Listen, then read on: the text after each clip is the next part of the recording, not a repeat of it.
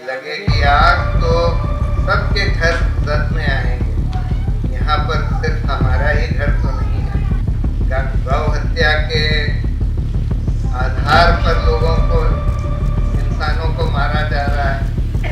अभी तक किसी भी पुलिस ऑफिसर को सजा नहीं दिलवाई गई, जबकि इतने सारी रिपोर्ट्स आ गई, इतने सारे वीडियोस आ गए। अगर हम लोग इसके डर से बैठ जाएंगे कि भाई हमको जेल में डाल देंगे, तब तो समझ लीजिए पूरा कारवां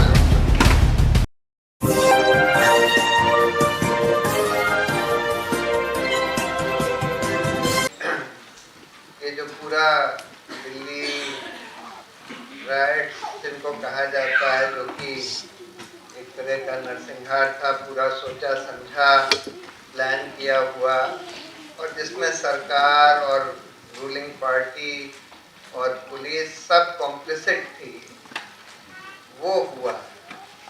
और इस पूरे प्रोसेस में एक तरफ तो हमने देखा कि एक रूलिंग पार्टी और उसके साथ मिली हुई सरकार कैसे पुलिस के साथ मिलकर दंगा करा सकती है, और उसके बाद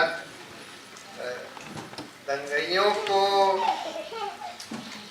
न्याय में लाने के बजाय, यानी कि उनको सजा दिलवाने के बजाय जो विक्टिम्स थे उन्हीं को अरेस्ट कर लिया जाता है और उन्हीं को प्रोसिक्यूट भी किया जाता है, और उन्हीं के खिलाफ बिल्कुल एक झूठे मुकदमे यूएपीए वगैरह के लगा दिए जाते हैं, जिससे उनको बेल भी ना मिल सके। और कोर्ट्स का भी रवैया वही देखा जा रहा है कि इतने साल हो गए, 3 साल हो गए, अभी तक इन झूठे मुकदमे में भी बहुत सारे लोगों को बेल नहीं मिली।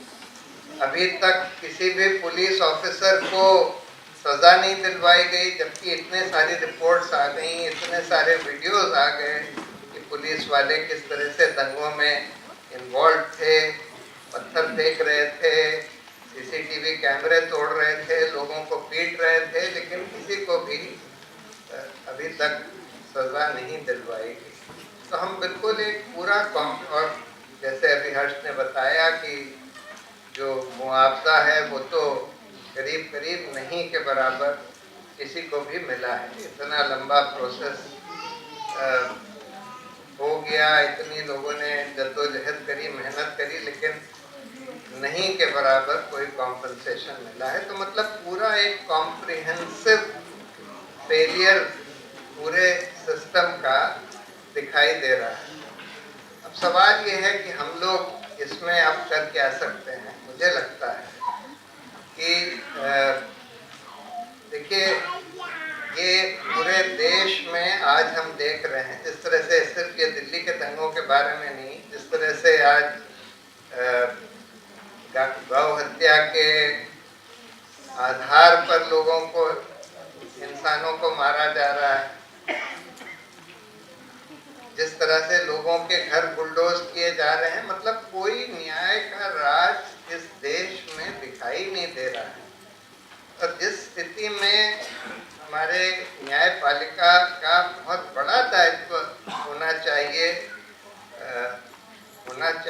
था, लेकिन वो भी दायित्व नहीं के बराबर निभाया जा रहा है। मतलब थोड़ा बहुत कभी कभी कुछ हो जाता है, कोई कोर्ट कुछ रिलीफ दे देता है, लेकिन अगर हम ओवरऑल लार्जर पिक्चर देखें तो लार्जर पिक्चर में कुछ दिख नहीं रहा है।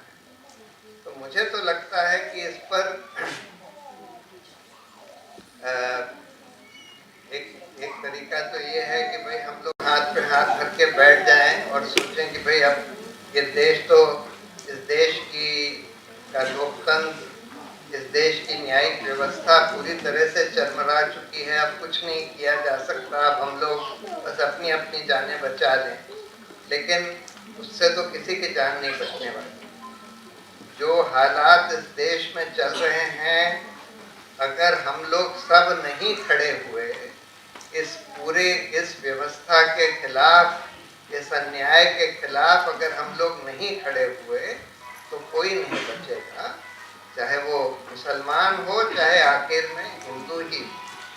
ये हम देख रहे हैं कि ये जो आग जो है, जैसे वो राहत इंदौरी कहते थे ना कि जब जब लगेगी आग तो सबके घर जद में आएंगे, यहाँ पर सिर्फ हमारा ही घर तो नहीं है। तो इसलिए ये आग जो है पूरे देश को, पूरी हमारी लोकतंत्र को, पूरे समाज को निगल जाएगी। इसलिए ये ज़रूरी है कि सबको इसके खिलाफ अब खड़ा होना पड़ेगा। जेल वेल का डर हम लोगों को अपने जहन से निकालना पड़ेगा। बल्कि मैं तो इन लोगों से, सारे ऑपोजिशन वालों से कहता हूँ कि भाई ये जो अदानी वदानी का आया है, ये एक बोफोर्स मूवमेंट है और इस पर सबको सड़क पर निकल जाना चाहिए। जेल का डर जो है, ये तो ठीक है, इन्होंने पवन खेड़ा को अरेस्ट कर लिया सिर्फ ये कहने पर कि गौतम दास। अबे कौन किसका दास है? मोदी गौतम का दास है कि गौतम मोदी का दास है, ये तो आगे चल के पता लगेगा। लेकिन गौतम दास कहने पर उनको अरेस्ट कर लिया जाता है। मतलब ये हालात हो गए हैं। तो अब अगर हम लोग इसके डर से बैठ जाएंगे कि भाई हमको जेल में डाल देंगे, तब तो समझ लीजिए पूरा कारवां लुट चुका है। तो इसलिए हम लोगों को जेल का डर बिल्कुल जहन से निकालना पड़ेगा। सब लोगों को खड़ा होना पड़ेगा। ये जो अन्याय चल रहा है, जो व्यवस्था चल रही है, इसके खिलाफ खड़ा होना पड़ेगा। और ये बड़ी बात है कि आज के दौर में भी इस तरह का आयोजन इस देश में हो सकता है। कितनी सारी 4 रिपोर्ट्स आपके सामने पेश करी। इस तरह के लोग, रिटायर्ड जज सुप्रीम कोर्ट के, हाई कोर्ट्स के चीफ जस्टिस वगैरह, इस तरह की रिपोर्ट आज दे सकते हैं, दे रहे हैं। ये बहुत बड़ी बात है। काफ़ी लोग खड़े हुए हैं, लेकिन और लोगों को खड़ा होना पड़ेगा।